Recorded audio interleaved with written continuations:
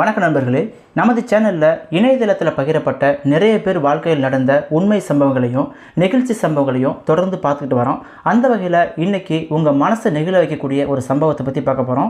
கடைசி வரைக்கும் இந்த வீடியோவை ஸ்கிப் பண்ண பாருங்கள், அப்போ தான் உங்களுக்கு தெளிவாக புரியும். சரி வாங்க வீடியோக்குள்ள போகலாம். இன்றைய சூழ்நிலையில் காதல் அப்படிங்கிற வார்த்தை இளைஞர்கள் மத்தியில் ரொம்ப உணர்வுபூர்வமாகவும் பிரபலமாகவும் இருக்குது. காதல் அப்படின்னு சொன்னாலே கண்டிப்பாக எல்லாருக்கும் ஒரு வித ஈர்ப்பும் ஆள் மனசு அசைக்கிற மாதிரி ஒரு கிறக்கமும் இருக்கும்.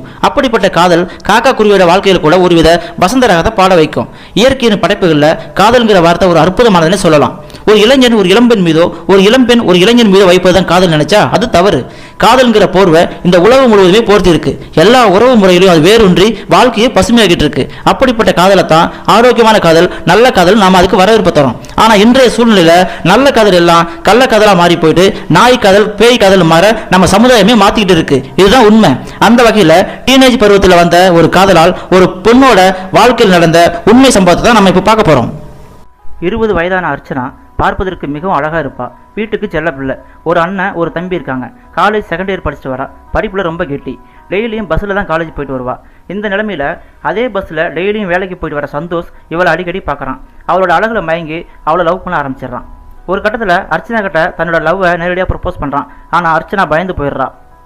அடுத்த நாள் அர்ச்சனா பஸ்ஸில் காலேஜ் போகாமல் தன்னோட அண்ணனோட பைக்கில் காலேஜ் போய் கொண்டு போய் விட சொல்கிறான்.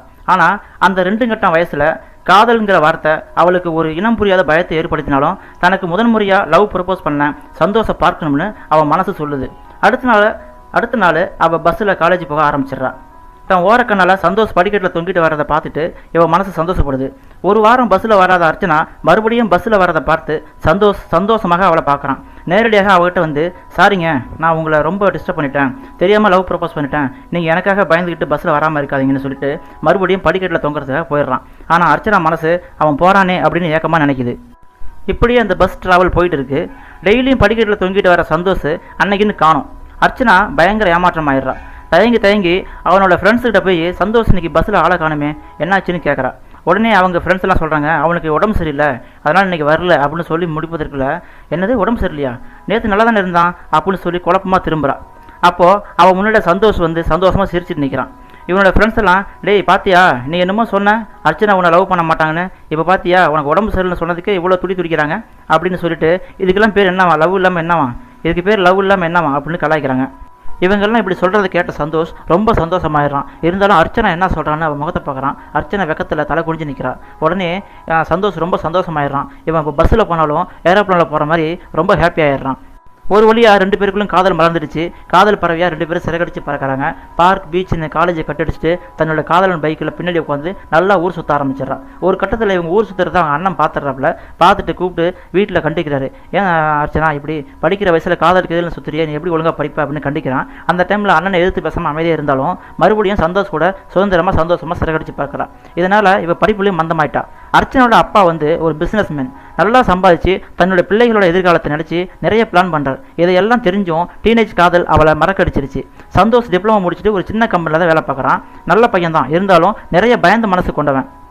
சந்தோஷோட ஃப்ரெண்ட்லாம் அவன்கிட்ட சொல்கிறாங்க, டே சந்தோஷ், அர்ச்சனாவோட அப்பா பெரிய ஆள், அவள் வீட்டுக்கு ஒரே பொண்ணு, ரொம்ப செல்லமாக வளர்ந்துருக்கா, அவளை போய் நீ பெண் கேட்டால் எப்படா அவங்க அப்பா தருவார், எப்படா ஒத்துக்குவார்னு சொல்லி அவன்கிட்ட சொல்ல இவன் சந்தோஷ் ரொம்பவே பயந்துடுறான். அன்னைக்கு ஈவினிங் அர்ச்சனாவை சந்திச்சு, இது போல் நான் ஒரு வசதி இல்லாதவன், ஒரு சின்ன கம்பெனியில் தான் ஒர்க் பண்ணுறேன், எனக்கு போய் உன்னை பெண் கேட்டால் எப்படி உங்கள் அப்பா தருவார், எப்படி ஒத்துக்குவார்னு சொல்லி புலம்புறான். உடனே அர்ச்சனா சொல்கிறா, எங்கள் அண்ணனோட மேரேஜ் முடிஞ்சதும் உடனே என் மேரேஜ் நடத்துகிறதா எங்கள் அப்பா அடிக்கடி சொல்லுவார், கொஞ்சம் வெயிட் பண்ணி சந்தோஷம் சொல்கிறான். அவன், இல்லை அர்ச்சனா, கண்டிப்பாக உங்கள் அப்பா ஒத்துக்க மாட்டார், உங்கள் அப்பாவை பார்த்தாலே எனக்கு பயமாக இருக்குது, எனக்கு என்ன பண்ணுறதுனே தெரியல அப்படின்னு மறுபடியும் புலம்ப ஆரம்பிக்கிறான். உடனே அர்ச்சனா சொல்கிறா, என்னை என்ன தாண்டா பண்ண சொல்கிறேன்னு கோவப்படுறா.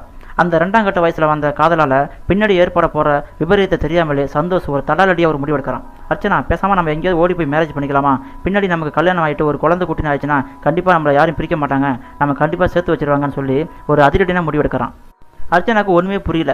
சந்தோஷம் விட்டு தரவும் முடியாமல் சரியான முடிவு எடுக்க முடியாமல் அந்த டீனேஜ் கதல் அன்றைக்கி தவியாக தவிச்சுது. அன்றைய பொழுது அந்த ஊர் சுற்றும் பறவைகளுக்கு சந்தோஷமாக அவன் தான் சொல்லணும். அன்றைக்கி ஈவினிங் வீட்டுக்கு போன அர்ச்சனாவை அவளோட ஒரு கும்பல் வரவேற்க காத்திருந்தது. வாமா மருமகளே அப்படின்னு சொல்லி அவளோட பணக்காரத்தை அவளை வாரி அணைச்சிக்கிறா. எங்கள் அண்ணன் பொண்ணை பார்க்கணும்னா ஊருக்கு கிளம்புறத கூட ஒத்தி வச்சுட்டு நான் காத்திருக்கேன்னா சும்மாவா, எங்கள் வீட்டுக்கு வர மகாலட்சுமியை நான் காத்திருந்தானே கூட்டு போகணும்னு சொல்லி ஒரு பெரிய அணுகுண்டா தூக்கி போடுறா. அர்ச்சனோட அப்பா சொல்கிறாரு, சரவணனோட மேரேஜ் முடிஞ்ச உடனே அடுத்த முகத்திலே அர்ச்சனோட மேரேஜை முடிச்சிடணும் பிளானில் இருக்கம்மா அப்படின்னு சொல்கிறாரு. வரதட்சணை பற்றி கவலைப்படாதம்மா, என் சொத்தில் சரிபாதி என் பொண்ணுக்கு தான் சொல்லி தன் மகள் மேலே தமக்கு உள்ள பாசத்தை வெளிக்காட்டுறாரு. அர்ச்சனாவுக்கோ சந்தோஷ் ஞாபகம் வந்துருச்சு. அவன் சொன்ன மாதிரி இவங்க நம்ம சந்தோஷுக்கு கட்டித்தர மாட்டாங்க, வேற ஒரு பணக்கார மாப்பிள்ளைக்கு நம்ம அத்தை பையனை கட்டி வச்சுறாங்கன்னு சொல்லி ரொம்ப பயந்து போயிடுறா. என்ன பண்ணுறது புரியாமல் அன்றைக்கி நைட் ஃபுல்லாக தூங்காமல் தவிக்கிறா.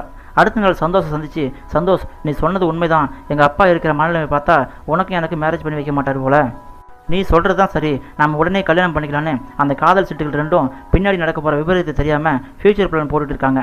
ஓகே அர்ச்சனா, நாளைக்கு ஈவினிங் நம்ம ஊரை விட்டு போகிறோம். பெங்களூரில் என்னுடைய ஃப்ரெண்டு இருக்கான், அங்கே ஒர்க் பண்ணுறான், அவங்ககிட்ட போனால் அவன் நம்மளை பார்த்துக்குவான். ஏன்னா ஒரு வேலை பார்த்து வைக்க சொல்லியிருக்கேன், அவனும் எனக்கு வேலை பார்க்கணும்னு சொல்லியிருக்கான், நம்ம அங்கே போயிடலான்னு சொல்லி முடிவு பண்ணுறாங்க.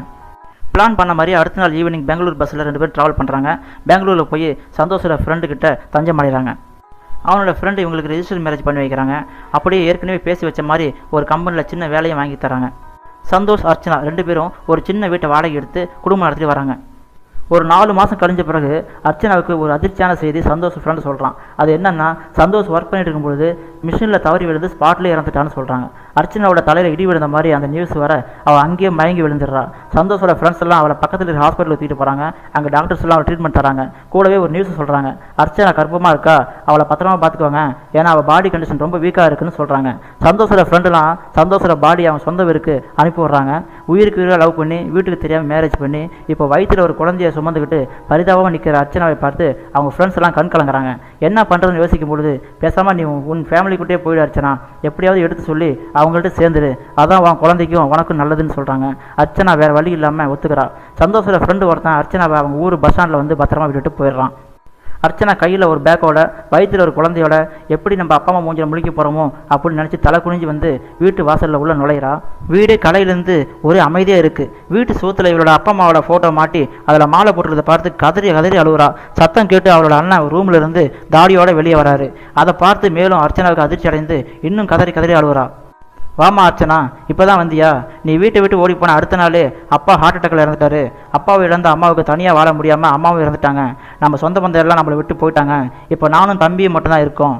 அன்னைக்கே சொன்னேன் அவங்ககிட்ட, படிக்கிற வயசில் எதுக்கு லவ் பண்ணுற, அது உன் வாழ்க்கையே பாதிச்சிடுன்னு சொன்னேன். இப்போ உன் வாழ்க்கையில் மட்டும் இல்லை, நம்ம குடும்பத்தில் வாழ்க்கையே அழிச்சிருச்சு அப்படின்னு சொல்லி கதறி அழுகுறான்.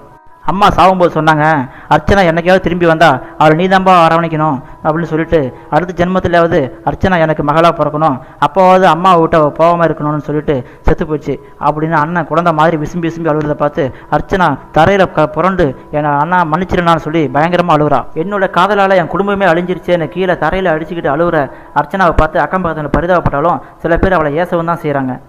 பொதுவாக காதல்ங்கிறது 2 பக்கமும் கூர்மையாக இருக்கிற கத்தி மாதிரி. அதை நல்ல விதமாக நம்ம யூஸ் பண்ணோம்னா நம்மளை நல்லா பார்த்துக்கும், இல்லைன்னா லைஃபே அழிச்சிடும். அர்ச்சனா படிக்கிற வயசில் லவ் பண்ணது கூட தப்பு இல்லைங்க. படிக்கிற வயசில் தான் காதலும் வளரும். ஆனால் காதல் வாழ்க்கையை முழுசாக அடையணும்னா நம்ம கண்டிப்பாக வெயிட் பண்ணி தான் ஆகணும். முக்கியமாக நான் இவனை தான் லவ் பண்ணுறேன், இவனை தான் மேரேஜ் பண்ணிக்குவேன்னு நீங்கள் அந்த கரெக்டான வயசில் சொல்லும்போது பிள்ளைங்க லைஃப்பில் அக்கறை உள்ள எந்த அப்பா அம்மாவும் கண்டிப்பாக ஒரு கட்டத்தில் ஒத்துக்குவாங்க. அவசரப்பட்டு அப்பா அம்மா ஒத்துக்க மாட்டாங்கன்னு தவறான முடிவை தவறான வயசில் எடுத்தா இந்த மாதிரி தான், இந்த அர்ச்சனா மாதிரி தான் இப்போ வாழ்க்கையிலேருந்து நடுத்துடன் நிற்கணும். உங்கள் மனதை நெகிழ வைக்கக்கூடிய நிகழ்ச்சியான சம்பவங்கள், உங்களை உரைய வைக்கக்கூடிய உண்மை சம்பவங்களை நீங்கள் தொடர்ந்து செய்தி வடிவில் காண விரும்பினால் நமது ஜூபிட்டர் செய்திகள் சேனலை மறக்காமல் சப்ஸ்கிரைப் பண்ணிக்கொண்டு ஆதரவு தாருங்கள். மீண்டும் அடுத்தடுத்த வீடியோவில் தொடர்ந்து மீட் பண்ணலாம். தேங்க்யூ ஃபார் வாட்சிங்.